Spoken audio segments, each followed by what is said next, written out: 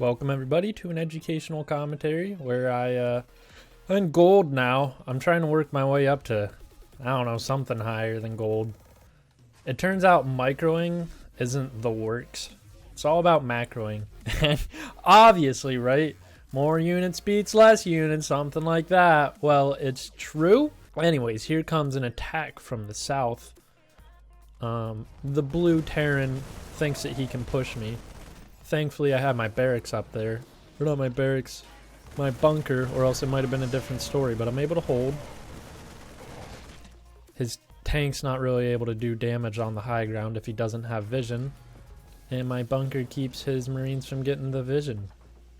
And so he pulls off. This is where I get a scan that he's going into the air pretty heavily. So I've found a good response to Terran airs to make my own Terran air. I haven't maxed out here, but I decided to send out an attack. Whole bunch of Marines and Marauders with one medevac.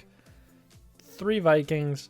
It's not the best idea, but as we can see on the map, he did make a 4th expand, so this does keep him from getting that heavy macro lead on me. I don't think I knew that, but maybe I'll give myself the benefit of the doubt. I'm able to snipe off this command center, which really helps me keep him in check. Honestly, it might be best for me to fall back now. And if we see in the production tab in the top left, he has 2 battle cruisers coming.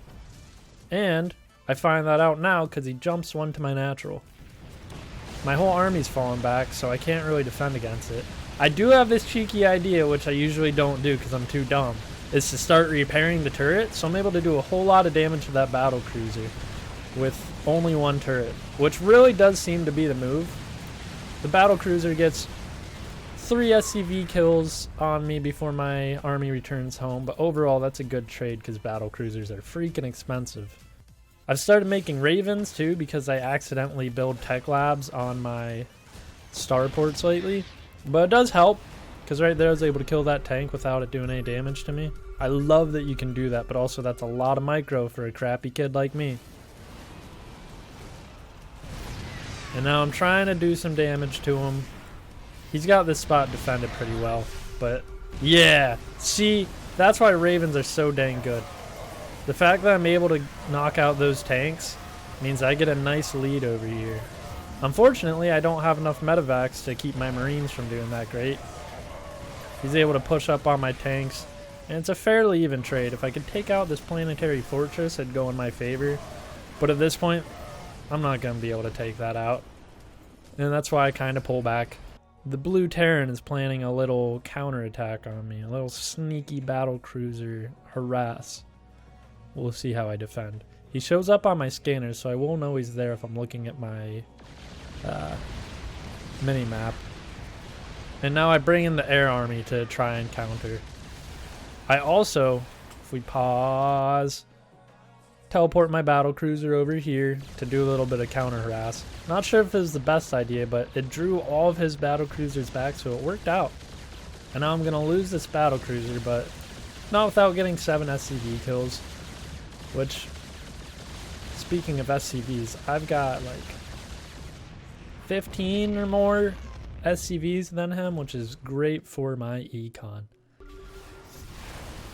Over here, I need to pull my army back because I don't really have a way to damage the ground. I do a little bit of anti-armor missiles to like kind of scare him, but this ground army really can't compete. I don't have enough tanks. And so he runs it right over. Now I need to get those planes out of there, which I do.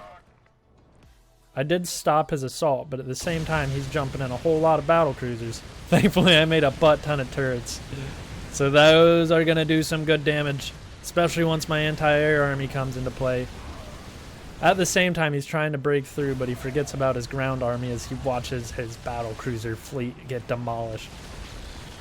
So the anti-air does work out sort of in my favor there, but the problem is now I don't have any tanks or anything because I put all that supply into strictly anti-air.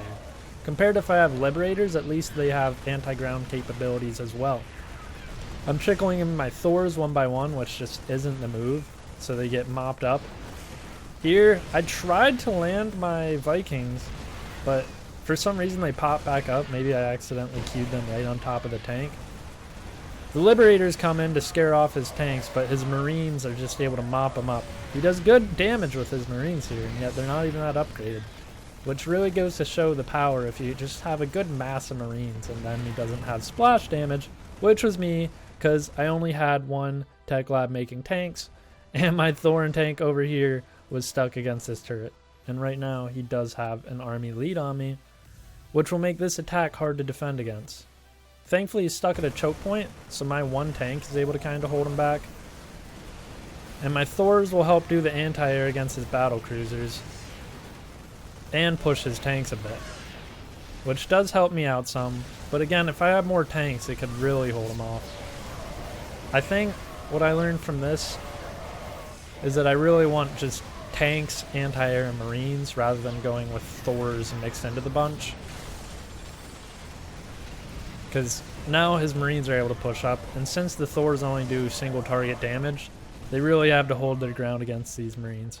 But they do with that tank as support. Thors are excellent units. If we go to my screen, we'll see whatever I'm panicking about.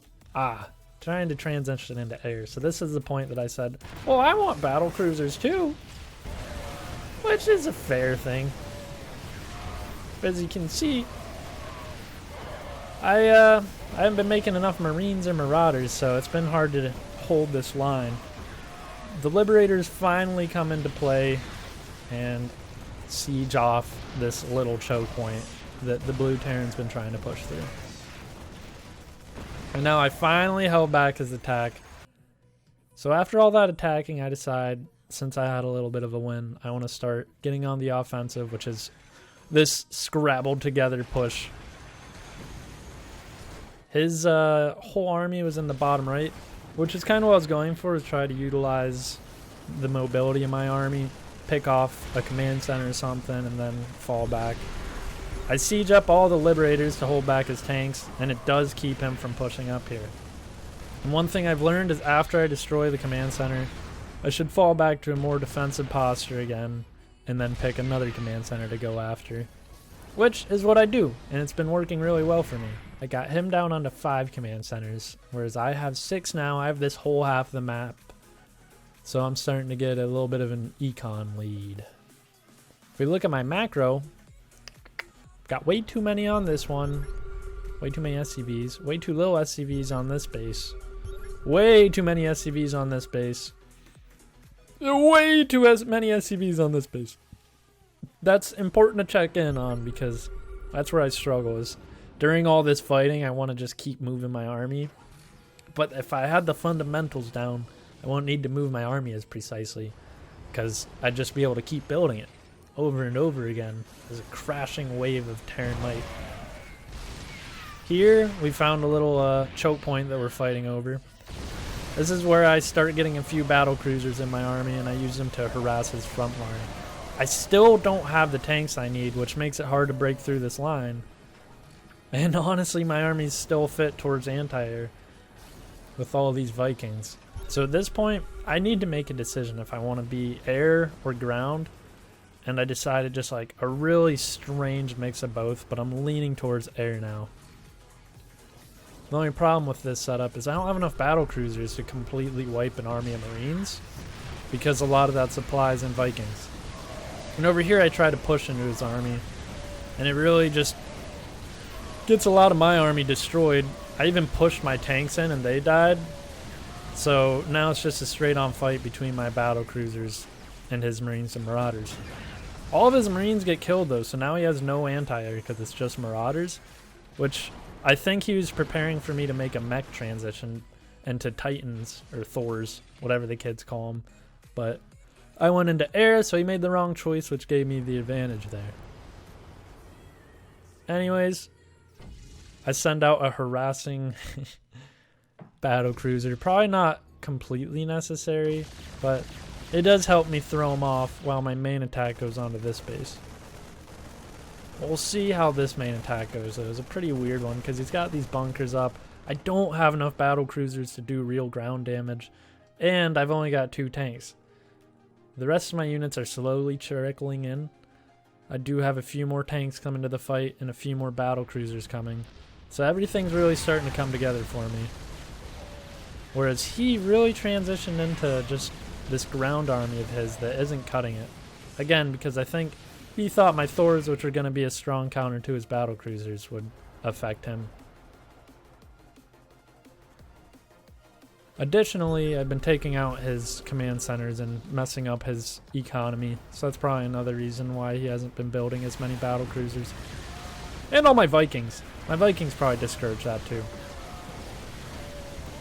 But that means that my army composition does pretty well against his. He does start leaning into Vikings, which are taking out my battle cruisers. And he has this little weird counterattack lined up to take me on. And I never fully finish this planetary fortress, and 3 battle cruisers aren't really enough to deal with it. But now my attention's split because he has that army threatening my 6th base. It is a planetary fortress though, so it makes it harder for him to kill. Also, I didn't focus fire this command center because I kept getting distracted by his army up in the north and then the few Vikings and stuff that would trickle to my battle cruisers. And also, macroing has been confusing me a lot. My attention gets split quite a bit at late game, and it's hard to keep it all together. I never finish off that planetary. Meanwhile, these 3 battle cruisers are just kind of trying their best. But they eventually get the planetary. And I'm sending in another task force of battle cruisers to take out his attempted re-established 6th command center. So I'm really starting to wear his macro down, which is showing by his nearly half the size army as mine.